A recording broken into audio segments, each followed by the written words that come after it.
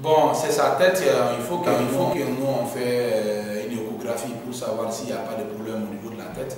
Parce qu'il y a le sang qui est venu jusqu'au niveau de ses yeux. Tu vois, ses yeux sont rouges. Et donc, ses deux joues sont très gonflées. Son visage est super gonflé. Et il a des blessures au niveau de partout un peu. Donc, aujourd'hui, ils ont envoyé des médecins et tout pour diagnostiquer. Depuis quand il était au 15e arrondissement. Après, les avocats et les médecins ont demandé vraiment l'hospitalisation de Petit Guimba. Parce que le jour qu'il y aura un problème avec ses yeux au niveau de la tête, donc les autorités compétentes ont refusé son hospitalisation, mais ils seront aussi vraiment responsables de tout ce qui va arriver en question de santé de Petit Guimba.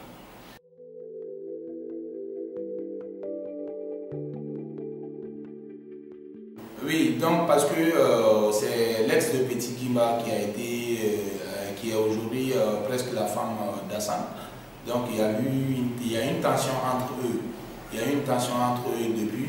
Bon, c'est vrai que bon, Petit Guimba est un homme, mais il n'a pas aussi, il aime toujours un peu. Encore, sa copine, je pense que c'est eux qui ont pris sa copine aujourd'hui. Donc il devrait se mettre au-dessus de tout ça.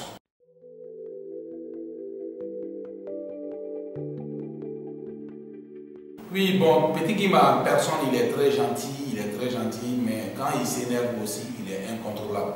Il est incontrôlable, c'est une personne de ce genre. Moi, ma personne avait accusé, quand j'ai eu la première version, sans connaître la version de Petit Guimba et puis des témoins, moi, ma personne avait même accusé Petit Guimba pour qu'il a fait ça. Il est parti faire palabre avec les gens chez eux et tout. Et c'est quand j'ai appris la réalité, ma personne a travaillé avec les Libanais, ça fait plus de 10 ans. Moi, je connais les Libanais, je connais l'état de Petit Guimba. Dès lors qu'on m'a dit que c'est les Libanais qui l'ont appelé pour venir chez eux, je leur ai dit que vraiment ils l'ont placé dans ils ont placé un piège, comme on dit, un guet-apens pour l'avoir.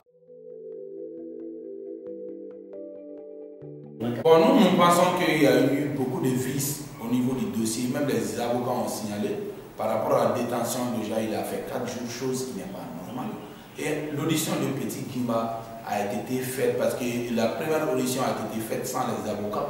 Les avocats sont venus au commissariat, ils ont rejeté ce PV-là. Ce PV-là a été rejeté. Donc après, on a cherché le commissaire partout. Il n'a jamais se place à l'arrondissement.